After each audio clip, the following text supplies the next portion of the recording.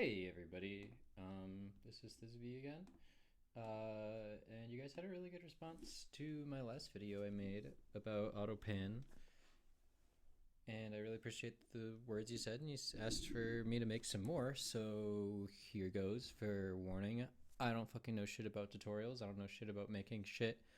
I just thought you guys might want to see the process of making of just like making glitchy sounds and making kind of sounds that no one's heard before. So before we start, let's start off with the clip that I'm going to be showing you. It's the same song that I was working on in the last video. So here goes.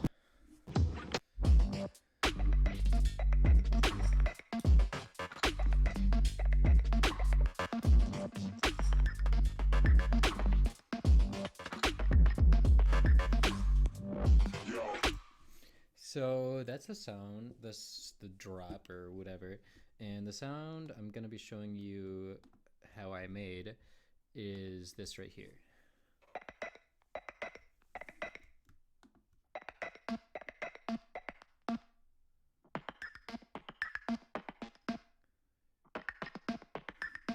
So it's this kind of weird, glitchy. I don't even know how to explain this, but it's something. And I don't intend this to be a tutorial where you take all these sounds and you recreate exactly what I made, because I don't really think that's useful. I want you to take just maybe a couple of these techniques and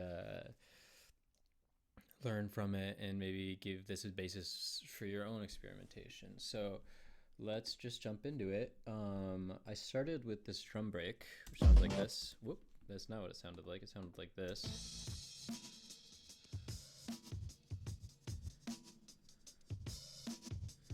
Really vanilla, really normal, and I wanted to vocode it with a synthesizer so that the drum break, or the synthesizer voice, would have the hits of the drum break, which I think is kind of a cool way to add like some rhythm to the drum break. And that's actually not what I ended up doing. What I accidentally did is I routed the audio from 53 audio into itself, which creates this dirty fucking feedback loop. It's a technique I've used before on my song Coded.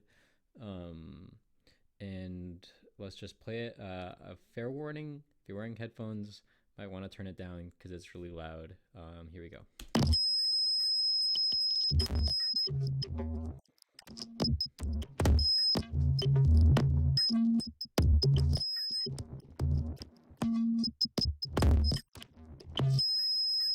So that is fucking nuts. Like that is that's a crazy sound.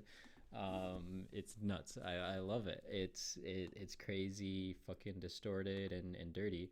So I took that and recorded audio from it, which hopefully you know how to do. I'm not gonna go over that unless you want me to. Say in the comments, I guess. And I recorded some audio from that, just in a couple different ways, with a couple different effects, like this one.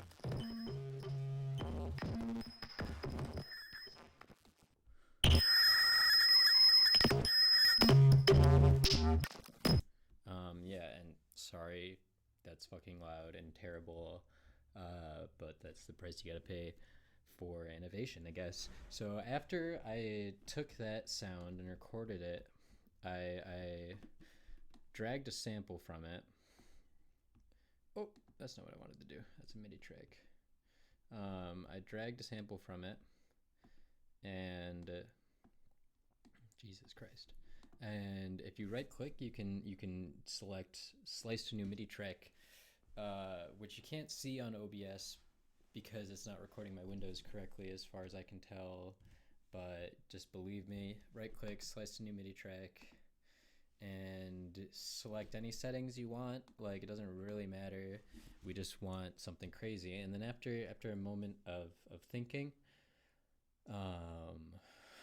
which it's doing right now, it's gonna take each one of those, each like little segment of the sample, and slice it out. So what you can see, filling up here.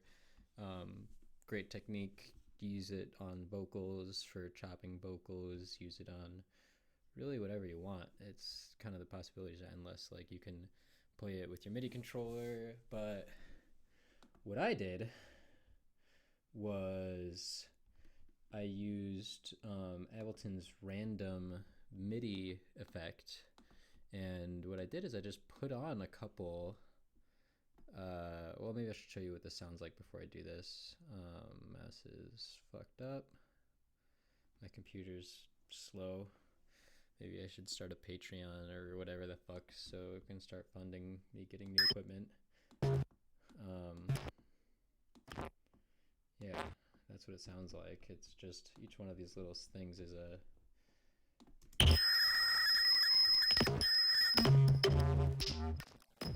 Sorry. I then took all of these and deleted them and put in just some random note, doesn't really matter.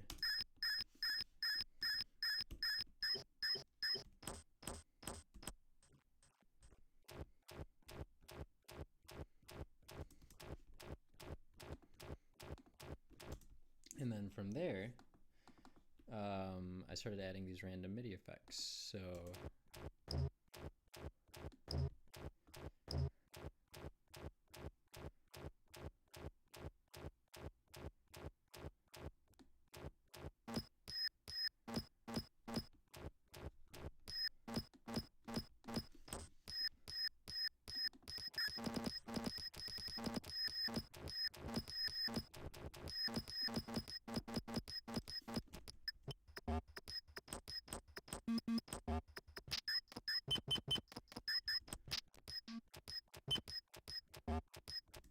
and just playing around with it, you can play around with note lengths, you can play with different sections being in different places, you can add more or less, you can add the arpeggiator effect and start doing scales and stuff.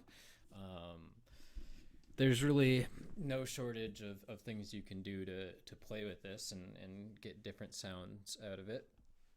And again, once I had that sound, I took it and I froze it, flattened it, bounced the audio, put it in a folder. And then once I had that, took a little chunk of it and you just start listening to it. Listen for a spot that you like. Oh, there's a auto pan on it already. Spoiler alert, that's what I'm about to do. So maybe this part is kind of cool. This bump, bump, bump, bump. Oh, I'm on triplets right now. So this might be like boop, boop. And this, who the fucking knows? This is just random.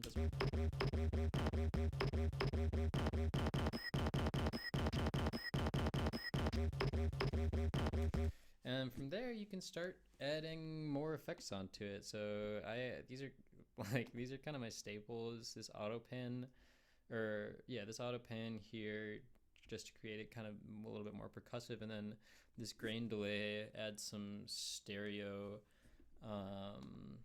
to the effect, which I should really probably make it my own tutorial on how to use grain delay, but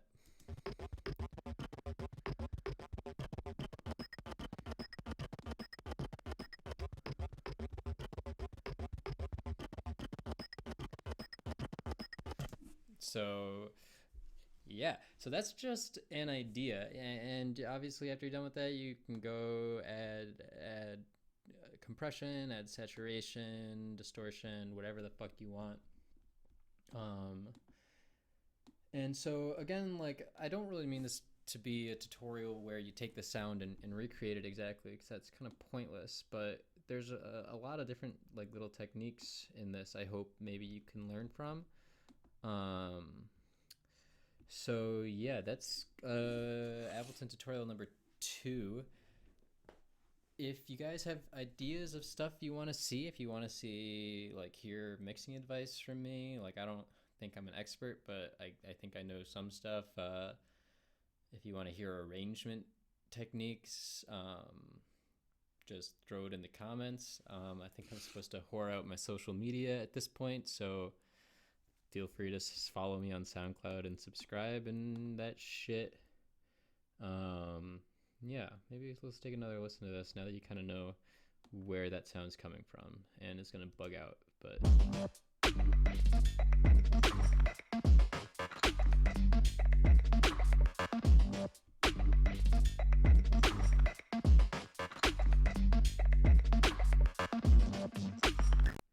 so yeah, that's that. Let me know what you think of that. Yeah, thanks for watching. I'm Thisby.